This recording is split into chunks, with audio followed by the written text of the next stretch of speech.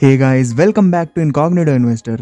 तो financial freedom book के author Grant बताते हैं कि जब उन्होंने अपनी जॉब तक गवा दी थी अपने लाइफ के सबसे ज़्यादा डाउन फेज में, तो उन्हें अपना घर छोड़ना पड़ा था और वो अपने पेरेंट्स के घर में शिफ्ट हो गए थे।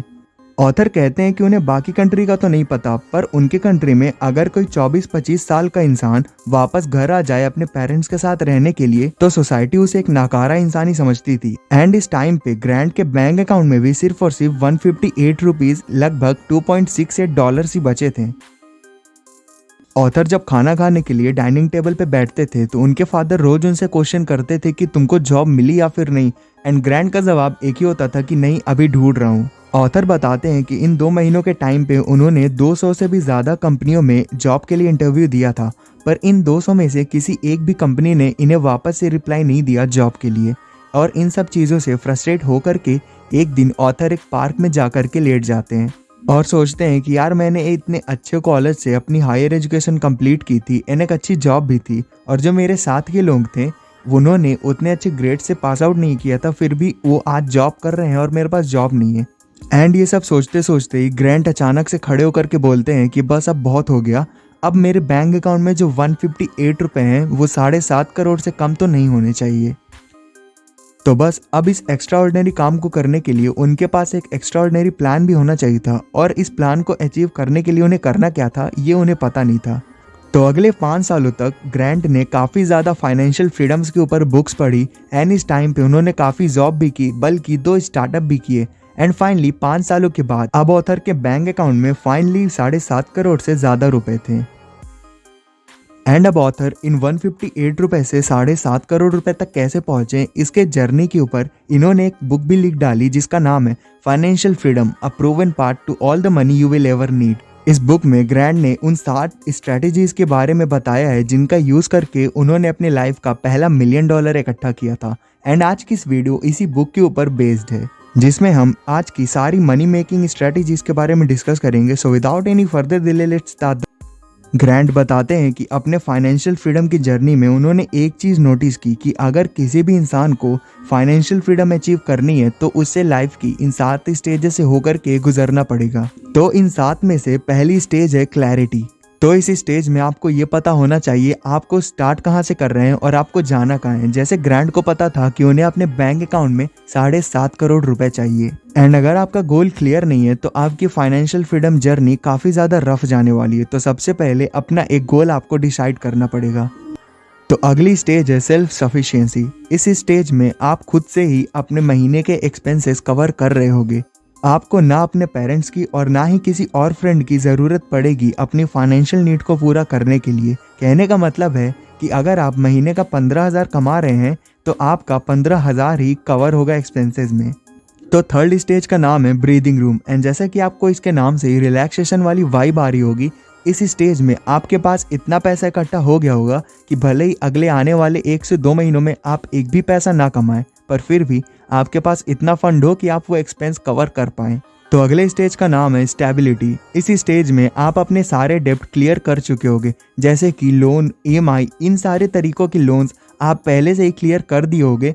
एंड आपके पास आने वाले 6 महीनों में जितना पैसा लगने वाला है उतना फंड पहले से ही होगा।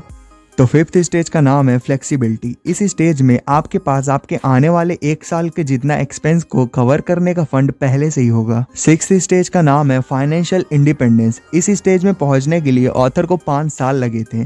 फाइनली इस स्टेज में आपको अपने एक्सपेंस कवर करने के लिए कोई जॉब की ज़रूरत नहीं पड़ेगी, क्योंकि आपने जहाँ पे पैसे इन्वेस्ट किए हैं वहाँ से ही इतना पैसा रिटर्न में आ जाएगा कि आपके एक्सपेंसेस कवर हो जाएं।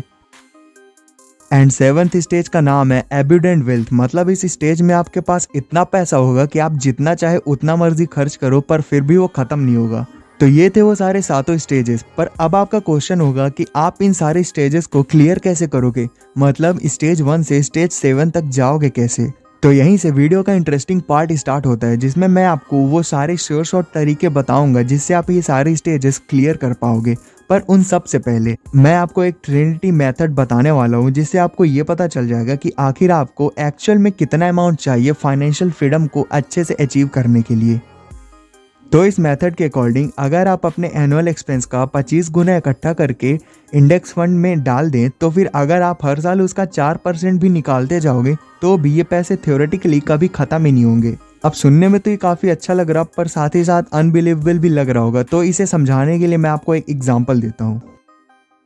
तो इमेजिन करते हैं कि आपको 1 लाख रुपए महीना चाहिए एक अच्छी लाइफ जीने के लिए, मतलब साल का 12 लाख, और इसका 25 गुना होता है 3 करोड़। तो अब इस मेथड के अकॉर्डिंग आप इस 3 करोड़ का 1.5 करोड़ तो एफडी में इन्वेस्ट करोगे एंड बाकी का 1.5 करोड़ आप इंडेक्स फंड में डाल दोगे।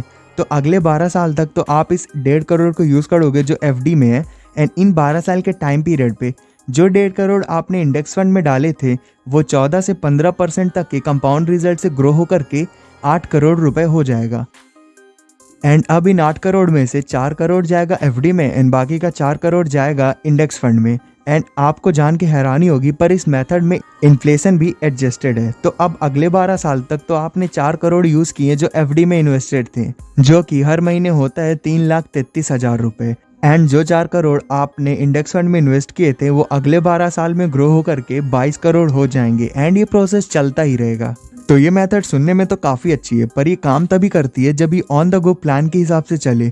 कहने का मतलब है कि अगर आपको इंडेक्स फंड 14 से 15% की रिजल्ट देगा तभी ये चीज़ पॉसिबल है। एंड क्या पता कोई पैंडेमिक आ जाए, कोई और चीज़ आ जाए, वर्ल्ड वॉर हो जाए, स्टॉक मार्केट ही ना रहे, तब तो ये मेथड किसी काम की नहीं है। पर फिर भी आपको इससे एक जनरल आइडिया तो लग ही गया होगा। तो अब जानते हैं कि आप पहले अपने 3 करोड़ रुपए कैसे जमा करेंगे इस मेथड को यूज करने के लिए। तो फाइनेंशियल फ्रीडम के जर्नी में जो पहला स्टेप कहता है हैव एन इमरजेंसी फंड। अब यहाँ पे इमरजेंसी फंड का मतलब है वो पैसा जो आपको तब कम आएगा जब आप अपने लाइफ में क्रिटिकल सिचुएशन से जूझ रहे होंगे। फॉर एग्जाम्पल इमेजिन करो आपने अपना सारा पैसा स्टॉक मार्केट में इन्वेस्ट कर दिया एंड उसी टाइम पे आपके किसी फ्रेंड या फिर फैमिली मेंबर को पैसों की ज़रूरत पड़ी या फिर हॉस्पिटलाइज कर दिया गया। तो ऐसे पॉइंट पे कोई भी नॉर्मल इंसान अपने शेयर्स को बेच देगा, पर अगर आपके पास आपका इमरजेंसी फंड है तो वो आपको काम आएगा और आपको अपने होल्डिंग्स को बेचना नहीं पड़ेगा। एंड ऑल्सो जब मार्केट डाउन होता है तो काफ़ी सारे अच्छे शेयर्स भी काफ़ी लो प्राइस पे मिल रहे होते हैं, बट उस टाइम पे क्योंकि सब लोग अपना पैसा मार्केट में लगाए होते हैं तो वो उन्हें बाय नहीं कर पाते। पर अगर आपके पास इमरजेंसी फंड होगा तो आप शेयर्स को काफ़ी डिस्काउंटेड प्राइस में भी खरीद पाओगे। So after the first step अब चलते हैं अपने सेकेंड स्टेप की ओर जो कहता है अवॉइड ऑल डेब्ट फंड्स। यहाँ पे डेब्ट फंड का मतलब है LIC और FD जैसे स्कीम, और मैं इन्हें आपको अवॉइड करने को क्यों बोल रहा हूँ ये आपको वीडियो में आगे पता चल जाएगा। तो इमेजिन करते हैं कि आज से 10 साल पहले आपके पास 1 लाख रुपए थे जिसकी आपने FD करा दी थी और उस FD से आपको 5 to 6% का इंटरेस्ट मिल रहा था। पर अगर आप आज से 10 साल पहले का इंडिया का इन्फ्लेशन चार्ट उठा के देखें तो आप पाएंगे कि इंडिया का इन्फ्लेशन चार्ट और आपके FD का रिटर्न दोनों सेम ही है। मतलब आपने 10 साल पे अपने 1 लाख के ऊपर कुछ कमाया ही नहीं, और जो कमाया भी वो इन्फ्लेशन में चला गया। एंड अगर आप ये सोच रहे हो कि अभी कमा लेता हूँ बाद में 30s या फिर 40s में इन्वेस्ट करूंगा, पर यहाँ पे आप ये बात नहीं देख रहे हैं कि जिस क्यूरोसिटी से आप अपने 20s में स्टॉक मार्केट को एनालाइज कर रहे हैं अलग अलग स्टॉक्स को, उस क्यूरियोसिटी से आप अपने 30s या फिर 40s में नहीं करेंगे। मोस्ट प्रोबेबली आप इन्हीं सारी डेब्ट फंड स्कीम्स में तब अपना पैसा इन्वेस्ट कर देंगे। तो अभी तक हमने जाना कि आपको इमरजेंसी फंड रखना है एंड डेब्ट फंड स्कीम्स में इन्वेस्ट नहीं करना है। तो अब चलते हैं अपने थर्ड स्टेप की ओर जो कहता है स्टार्ट अ बिजनेस और इन्वेस्ट मनी। तो अगर आप फाइनेंस से रिलेटेड वीडियोस देखते हो तो आपको ये तो पता चल ही गया होगा कि जॉब करके आप बस अपने एक्सपेंस को कवर कर सकते हो या फिर रैट रेस में दौड़ सकते हो। पर अगर आपको रियल में वेल्दी बनना है तो आपको या तो फिर अपना खुद का बिजनेस स्टार्ट करना पड़ेगा या फिर उस बिजनेस में इन्वेस्ट करना पड़ेगा। सो अगर आपको खुद का बिजनेस स्टार्ट करना है तो आपको हमेशा ये बात अपने दिमाग में रखनी पड़ेगी कि इस चीज़ के चांसेस बहुत ही ज़्यादा कम है कि आप सक्सेसफुल होगे। So as a business owner अगर आपको सक्सेसफुल होना है तो इसके सिर्फ 2 ही रास्ते हैं। पहला रास्ता है कि मार्केट में एग्जिस्टिंग प्रॉब्लम्स को ढूंढ करके उसे सॉल्व करने के लिए प्रोडक्ट बना के फिर बिजनेस करना, या तो फिर अपने जो प्रोडक्ट बनाया है उसकी मार्केट में नीड क्रिएट कर देना। For example Amazon and Facebook, इनकी मार्केट में नीड नहीं थी पर ये प्रोडक्ट ऐसे थे कि मार्केट ने नीड बना ली, और आज ये दोनों प्रोडक्ट इतने इंपॉर्टेंट हैं कि मार्केट इनके बिना डाउन हो सकता है, क्योंकि इन दोनों प्रोडक्ट में इतना दम था कि इन्होंने खुद की ही नीड क्रिएट कर दी। And on the other hand अगर आप बिजनेस की जगह इन्वेस्टर बनना चाहते हो तो आपको किसी एग्जिस्टिंग बिजनेस में इन्वेस्ट करना होगा ताकि आप ज़्यादा से ज़्यादा रिटर्न ले पाएँ। तो अगर आपने ये डिसाइड किया है कि आपको इन्वेस्टर बनना है तो ये फोर्थ स्टेप आपके लिए ही है। तो फोर्थ स्टेप में हम बात करेंगे इन्वेस्टिंग स्ट्रैटेजी की। वैसे तो इन्वेस्टिंग स्ट्रैटेजी काफ़ी कॉम्प्लेक्स है, पर मैंने इसे काफ़ी सिंपल टर्म्स में अपने पहले की वीडियोस में डिस्कस कर रखा है, जिनका लिंक आपको आई बटन मिल जाएगा। पर अभी के लिए हम बात करेंगे ROE यानी कि return on investment and profit margin की। तो सबसे पहले बात करते हैं प्रॉफिट मार्जिन की। तो प्रॉफिट मार्जिन का मतलब होता है कि इमेजिन करो अगर कोई कंपनी 100 रुपए कमा रही है तो उस 100 रुपए में सारे एक्सपेंसेस क्लियर करने के बाद उस कंपनी को खुद कितना बच रहा है। फॉर एग्जाम्पल इमेजिन करो अगर कोई कंपनी 100 रुपए कमा रही है और उसका प्रॉफिट मार्जिन है 20%, मतलब उस कंपनी को 100 रुपए की सेल्स में 20 रुपए मिलेंगे सारे एक्सपेंसेस क्लियर करने के बाद।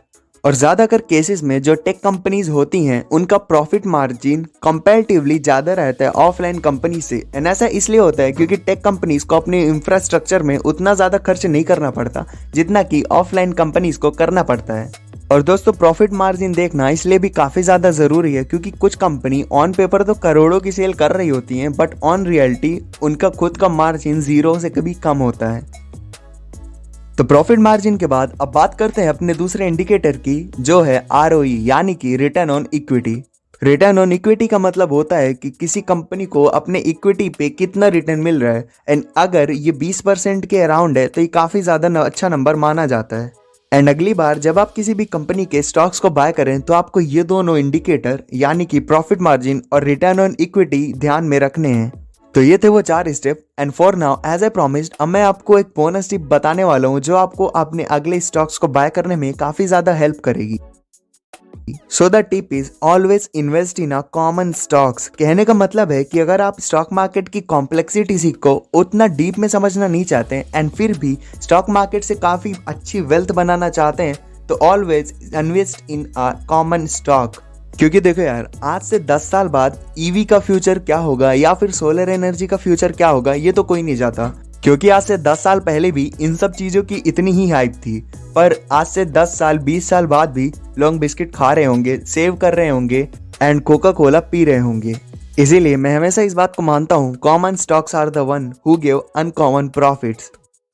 तो इस वीडियो से हमने जितना कुछ भी सीखा उसे जल्दी से सम अप कर लेते हैं। तो हमने जाने 4 steps. First one is always have an emergency fund. Second is always avoid debt fund. Third one is start a business or invest money. And fourth is investing strategies. And last में हमने जाना कि हमें क्यों common stocks में ज़्यादा invest करना चाहिए।